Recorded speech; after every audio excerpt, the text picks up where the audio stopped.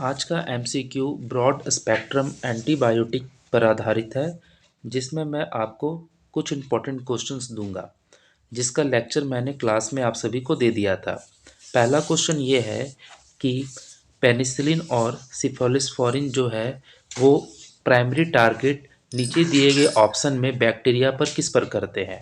क्या वो बैक्टीरिया के डीएनए को रेप्लिकेट करते हैं, क्या वो बैक्टीरिया के सेल मेम्ब्रेन को इंटीग्रिटी करके उसे ख़त्म करते हैं, क्या वो बैक्टीरिया के प्रोटीन को सिंथेसिस करके उसे ख़त्म करते हैं, या फिर सेल वॉल सिंथेसिस के द्वारा बैक्टीरिया को ख़त्म करते हैं।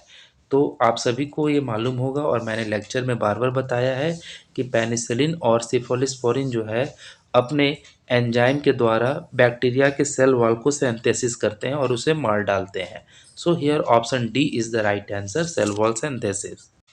आपका अगला क्वेश्चन ये है कि नीचे दिए गए कौन सा एंटीबायोटिक ब्रॉड स्पेक्ट्रम एंटीबायोटिक के तौर पर कॉमनली यूज़ किया जाता है, जिसमें ये रिस्पिरेटरी ट्रैक्ट इन्फेक्शन में मौजूद बैक्टीरिया को ख़त्म करता है। तो इसका सही आंसर होगा सिप्रो। सिप्रो के नाम से दवाई मिलती है मार्केट में, इसका पूरा नाम हुआ ciprofloxacin. So here option C is the right answer. आपका अगला क्वेश्चन ये है कि फ्लोरोक्विनोलोन्स का मैकेनिज्म ऑफ एक्शन क्या है। तो आप सभी को मैं बता दूं कि फ्लोरोक्विनोलोन का जो मैकेनिज्म ऑफ एक्शन है वो डीएनए ग्रीस पर आधारित होता है। So here option C is the right answer, inhibition of DNA gyrase and topoisomerase 4। आपका अगला क्वेश्चन ये है कि कौन से क्लास का एंटीबायोटिक जो है वो अपने पोटेंशियल नेफ्रोटॉक्सिसिटी के बारे में जाना जाता है, यानी कि इसका जो एडवर्स इफ़ेक्ट पड़ता है वो नेफ्रोटॉक्सिसिटी को ज़्यादा दर्शाता है, यानी कि जो किडनी पर ज़्यादा असर करता है।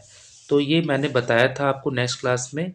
तो ये एमिनोग्लाइकोसाइड जो होते हैं ये किडनी के द्वारा ज़्यादा एक्सक्रीट होती है इसका अमाउंट, और किडनी को ये टॉक्सिसिटी के रेंज में ले जाती है अगर इसका लंबे समय तक इस्तेमाल पेशेंट पर किया जाता है। So here option B is the right answer, aminoglycosides.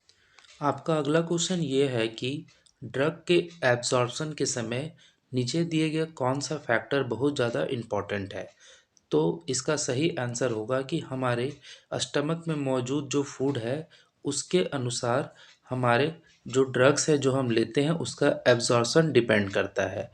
तो यहाँ पर ऑप्शन ए सही हो रहा है, option A is the right answer. आपका अगला क्वेश्चन ये है कि नीचे दिए गए ऑप्शन में कौन से क्लास का एंटीबायोटिक लाइट से सेंसिटिव है, यानी कि अगर ये इसे सनलाइट में रखा जाए तो ये खराब हो जाता है। तो इसका सही आंसर होगा टेट्रासाइक्लिन। टेट्रासाइक्लिन ऐसा एंटीबायोटिक है जो कि इसका फोटो सेंसिटिविटी लाइट के कारण होती है और इसके लाइट के कारण साइड इफ़ेक्ट देखने को मिलते हैं। अगले क्वेश्चन में ये पूछा गया है कि अगर ब्रॉड स्पेक्ट्रम एंटीबायोटिक में रेजिस्टेंस हो जाता है तो उसका क्या कारण है। तो इसका सही कारण है ओवर यूज़ और मिस यूज़ ऑफ एंटीबायोटिक। तो यहाँ पर ऑप्शन बी सही हो रहा है, option B is the right answer. आपके अगले क्वेश्चन में पूछा गया है कि नीचे दिए गए किस एंटीबायोटिक में पेशेंट का डोज एडजस्टमेंट करना पड़ता है उसके रेनल फंक्शन को देखते हुए। तो इसका सही आंसर होगा जेंटामाइसिन। जेंटामाइसिन ऐसा एंटीबायोटिक है जिसका अधिकतर भाग आपके किडनी के द्वारा एक्सक्रीट होता है। So here option D is the right answer. इस क्वेश्चन में ये पूछा गया है कि अगर कोई ब्रॉड स्पेक्ट्रम एंटीबायोटिक है तो उसका कॉमन एडवर्स इफ़ेक्ट पेशेंट पे क्या देखने को मिलता है। तो पेशेंट पे सबसे पहले तो देखने को मिलता है उसका एलर्जिक रिएक्शन। चूँकि ये ऑप्शन में नहीं है तो हम दूसरे ऑप्शन में जाते हैं। तो दूसरा ऑप्शन होता है इसका गैस्ट्रो इंटेस्टाइनल डिस्टर्बेंस। उसके बाद और उसके जो और भी साइड इफ़ेक्ट है देखने को मिलते हैं। तो यहाँ पर ऑप्शन सी सही हो रहा है, option C is the right answer. इस क्वेश्चन में पूछा गया है कि कॉमनली और अधिकतर जो एंटीबायोटिक होते हैं उनका रूट ऑफ एक्सक्रीशन नीचे दिए गए ऑप्शन में क्या होता है। तो इसका सही आंसर होगा रीनल एक्सक्रीशन, यानी किडनी के द्वारा जितने भी एंटीबायोटिक हैं आमतौर पर वो अपना एक्सक्रीटरी एक्शन शो करते हैं। So here option C is the right answer.